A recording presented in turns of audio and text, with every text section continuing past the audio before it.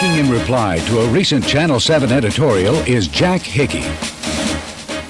There may be no better investment than the education of our children, but the public school system has become an unacceptable vehicle for that investment.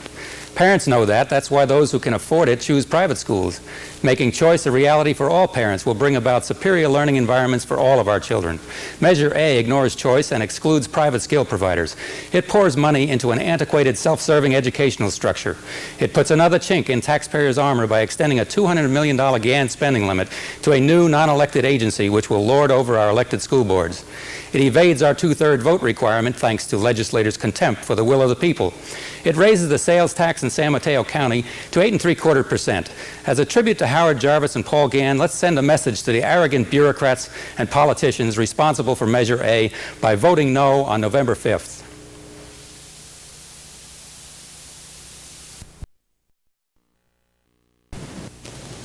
Older adults help to plan the classes offered by the College of San Mateo's Emeritus Institute in many subject areas including art, fitness, music, film, computers, and writing. For details, call the Emeritus Institute 574-6199. Presenting the finest in member-supported public television from the campus of the College of San Mateo, this is Channel 60, KCSM-TV San Mateo, San Francisco. Legal Currents was made possible by the San Mateo County Bar Association and by you, if you are a KCSM-TV member.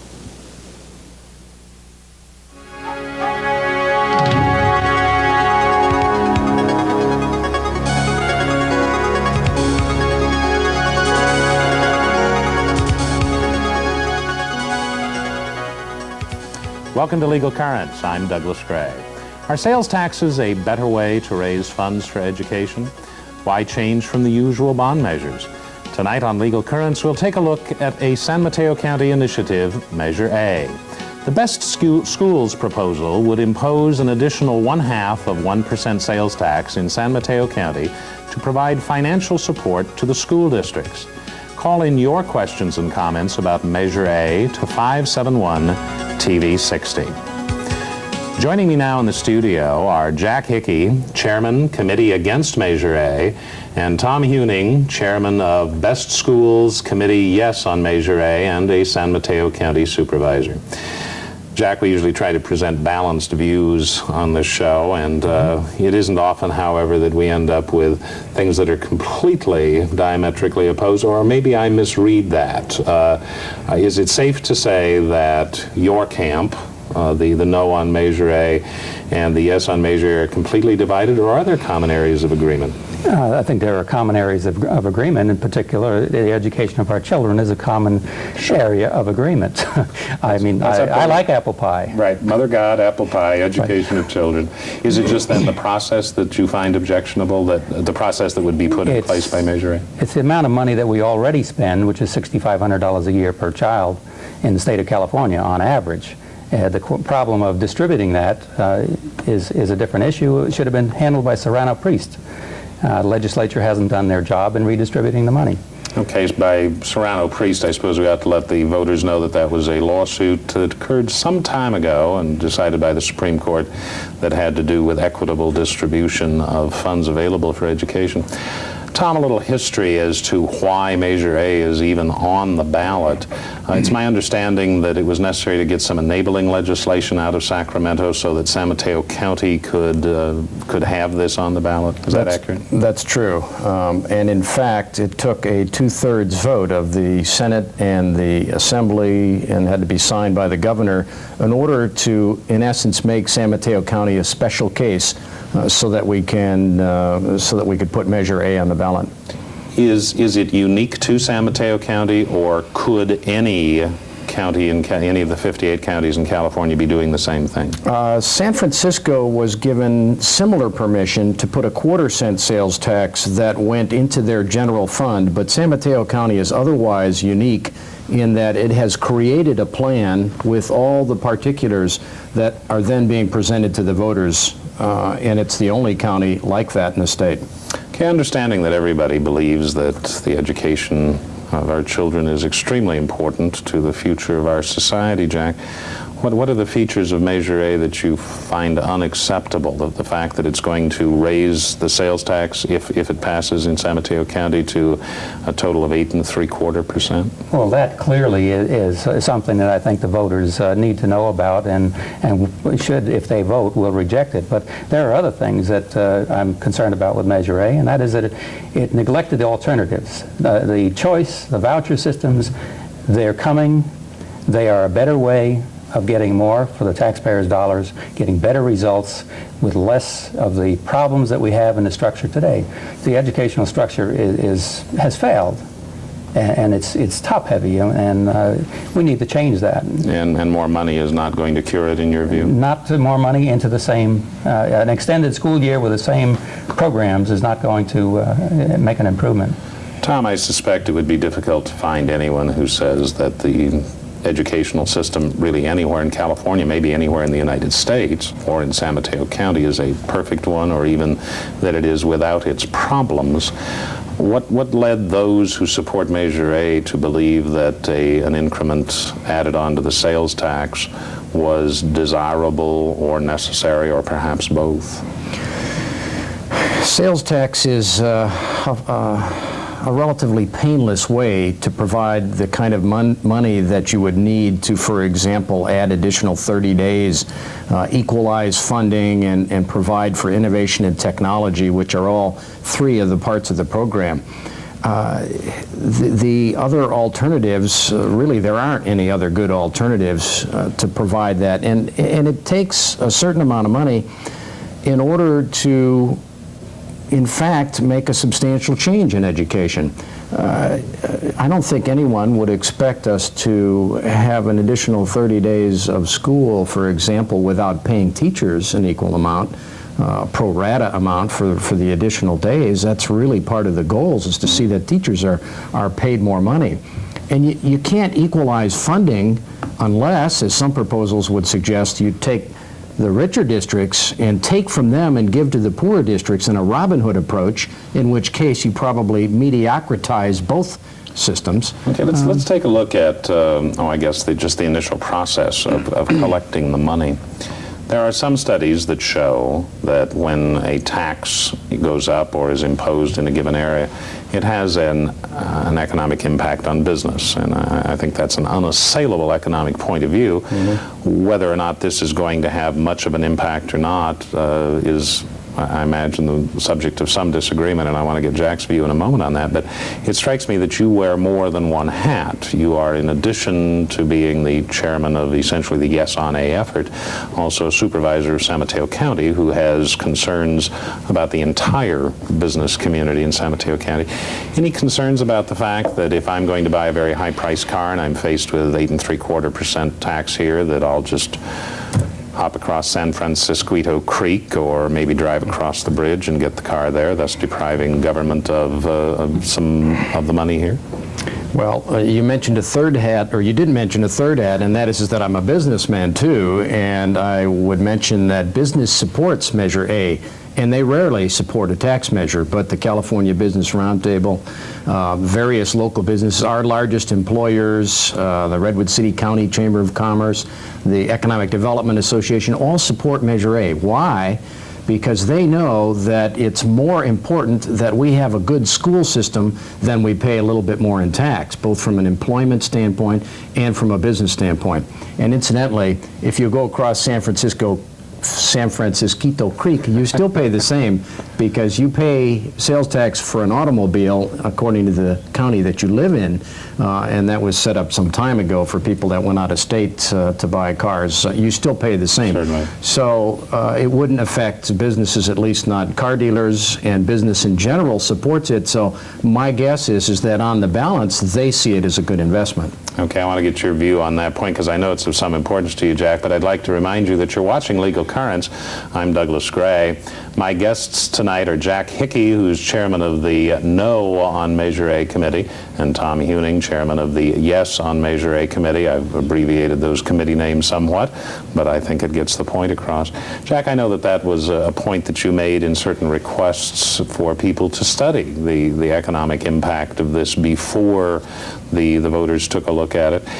Do you have any information, anything more than a feeling that it will have some adverse effect on business? Well, the third reading of the bill, SB 482, had some comments in there from the Board of Equalization which said that there would be serious hardships on the businesses in San Mateo County in compliance. They just recently had a sales tax of 1.25%, which I understand came in the middle of the month and created just one heck of an accounting problem. And so besides the fact that we already have a downturn, the first quarter of the year was 5.2% down in taxable sales. And that was before the 1.25%. And before we even have the results of that, and I'm sure there are some people in Sacramento who have some results of what happened with the 1.25%.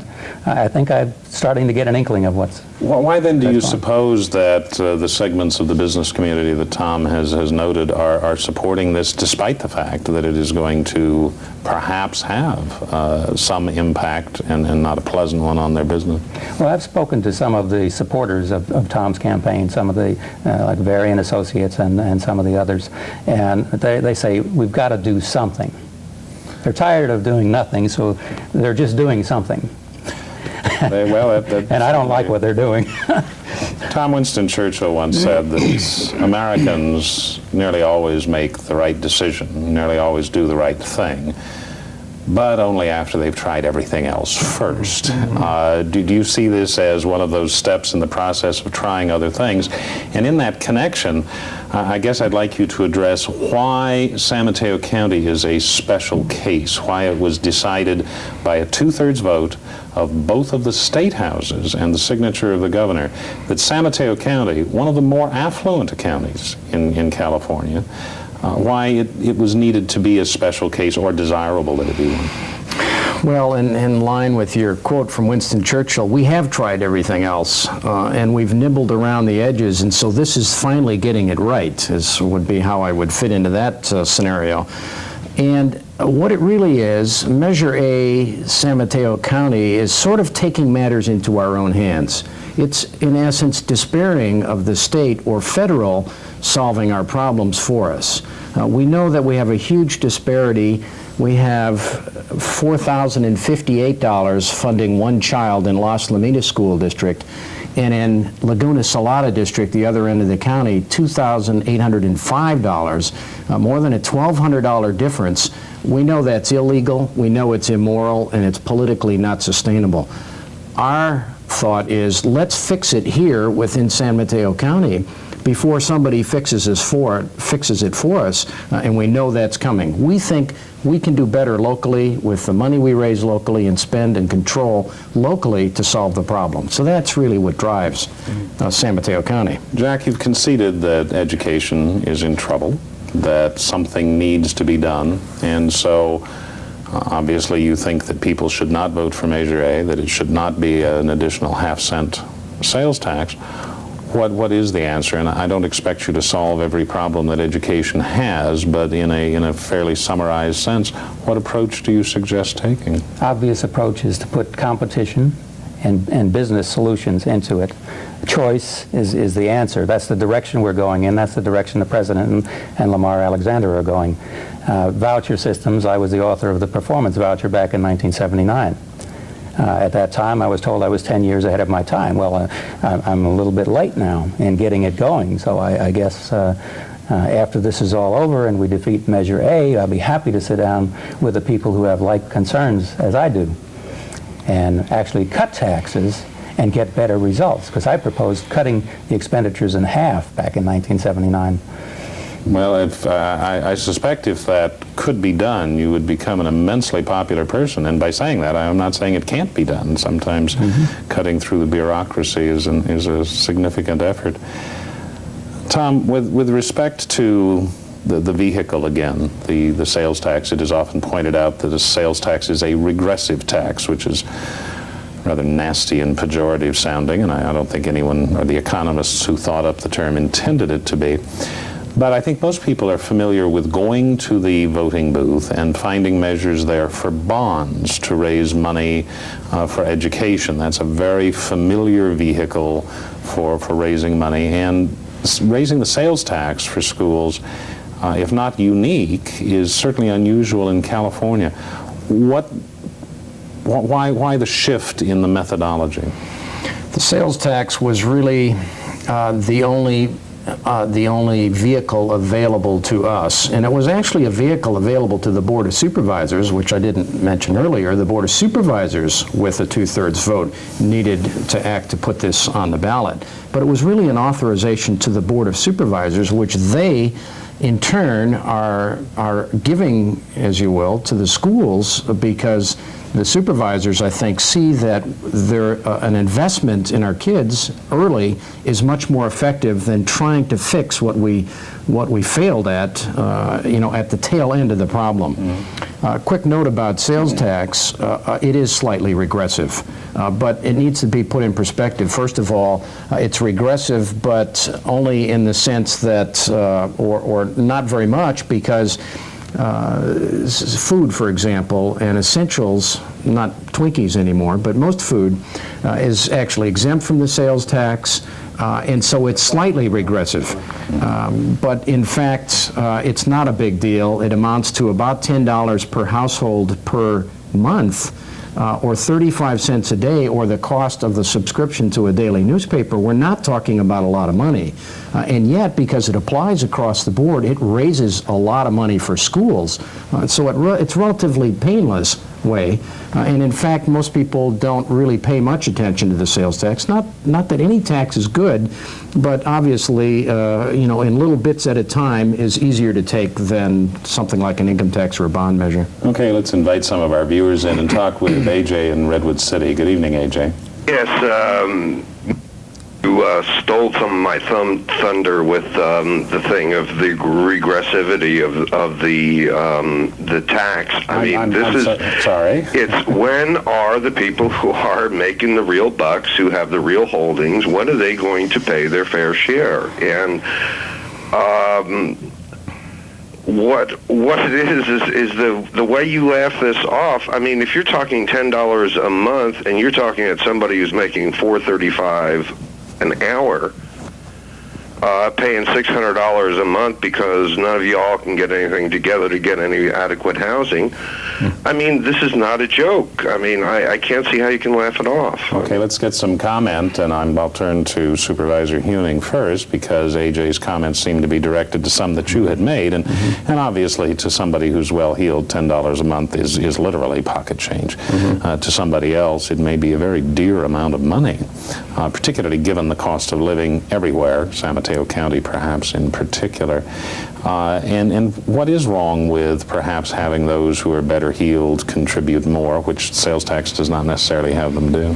Well, as I mentioned, and I don't consider it humorous. I recognize that it's a serious matter, and serious in the case of someone that doesn't make very much money. Of course, it's more serious. What we've discovered, however, it's the less wealthy areas that seem to be most willing to pay the sales tax. Because their kids will benefit, and they see that as a very important value. And so for most people, $10 a month is a very small price to pay, rich or poor. Unfortunately, we didn't have at our disposal a way, to index the tax or somehow make, obviously, wealthier people that buy more goods pay more, but it wasn't one of our options to make the tax progressive. Jack, anything in the no on A that's responsive to some of A.J.'s concerns, perhaps the alternatives that would respond to that, or are the alternatives you're thinking of not really related to that? Well, they get more into the area of individuals, families, parents. This doesn't deal with the problem that parents have. I think that the schools have usurped the parents' role to a very large degree, and that's one of the big problems. And I think that anything that we're going to do to correct that problem would have to give more of the role back to the parents, and that's where the choice comes in. And so if you can empower the parents to choose where their children are going to be educated, you'll make a big step. Okay, let's talk now with Mike in Belmont. Good evening, Mike. Evening. My main concern, and I guess is a question also, is why is it that the senior citizens, for example, and people who live off of Social Security, which is, I believe there is a large population of these people in San Mateo, have to pay for this? Why wouldn't we try to impose some kind of a tax for the parents who have children in school? Mine are raised, gone, and I fail to see why should I spend my money to support somebody else's children. I could do that by donation or something. Oh, I understand, Mike, and that's a comment that comes up repeatedly in connection with not only this, but all other areas of government taxation. If I don't have a car, why should I pay for the highways? You mentioned empowering the parents, and it seemed to me that perhaps there was a chord there that might appeal to someone like Mike. With the kind of plan that you would envision in lieu of a Measure A or a taxation approach, place a heavier burden on the parents who actually have students there and perhaps give some relief to senior citizens? I don't know how it would relate to the seniors. It would relate to everyone in general, because the plan that I had proposed would actually cut the current expenditures for education. It would cut out all the bureaucracy, and the schools that would develop under a voucher plan would be competitive. They would develop just like businesses do, and the efficient ones would prosper. And the cost of education would go down tremendously. I mean, we have had technology available. I was suggesting computers in the schools in 1979, and now we're going to get computers in schools. Okay. It's a little bit late. Tom, very briefly, I'm sure that question gets addressed to you not only as far as education is concerned, but other areas where government's involved. In other words, if I don't use it, why should I have to pay for it? If you could just give us a rather summarized view of that. Well, to use your same analogy, if you have a house and you want fire protection, there better be a road for that fire truck, even if you don't drive your car.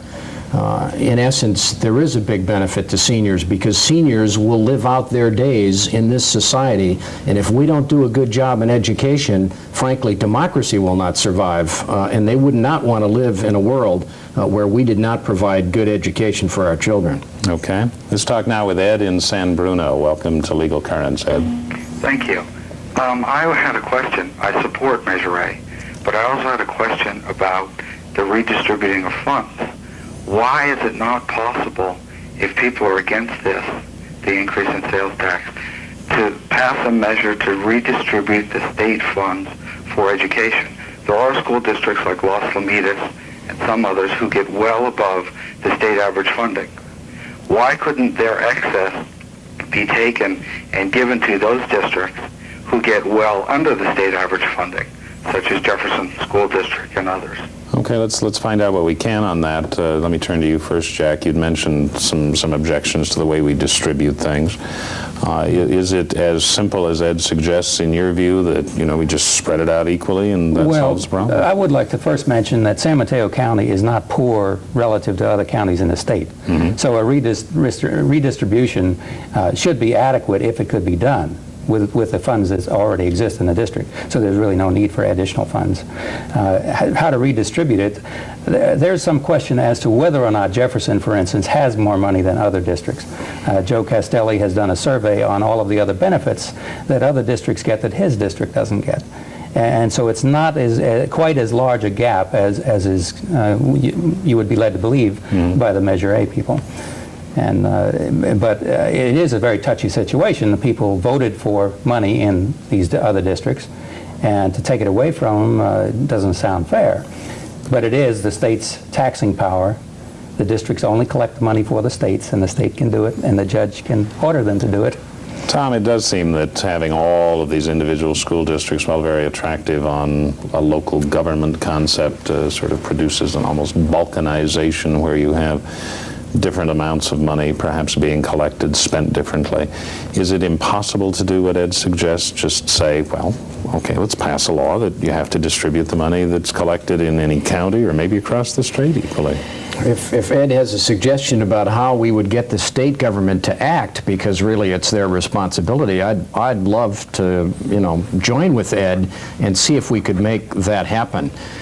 In fact, if you work it out mathematically, if you take the Los Lomitas and Menlo Park and some of the wealthier districts, they tend to be the smaller districts.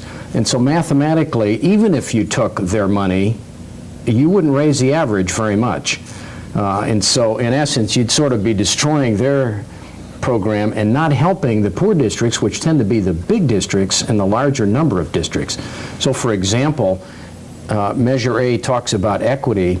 That equity portion of Measure A actually helps 65% of the kids. And it's because of that reason is that the district average was just taken by number. We have 23 districts.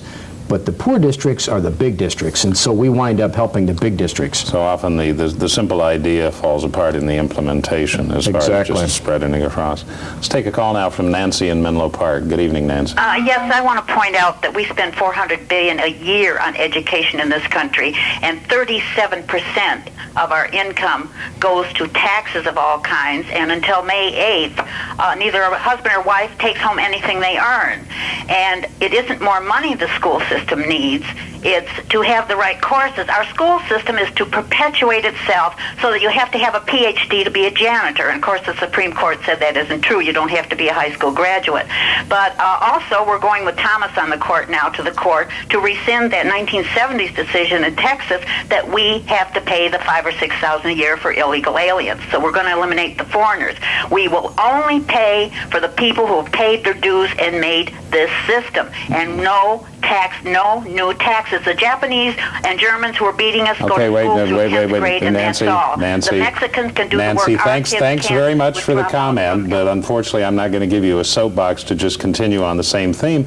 But Nancy did make some interesting points, and I'd like each of you to respond to them real briefly because I'd like to fit one more call in. One of which is that we pay a lot of money for education and it doesn't seem to deliver what we want. I think Jack's been saying that, and so is more money necessarily going to be the answer? If it were merely more money into the existing system, I would oppose Measure A.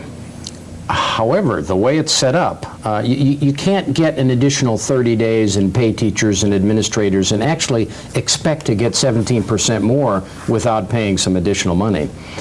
But the process of going from 180 to 210 days, for example, and performance standards and the other requirements of the plan basically force a complete new look at education.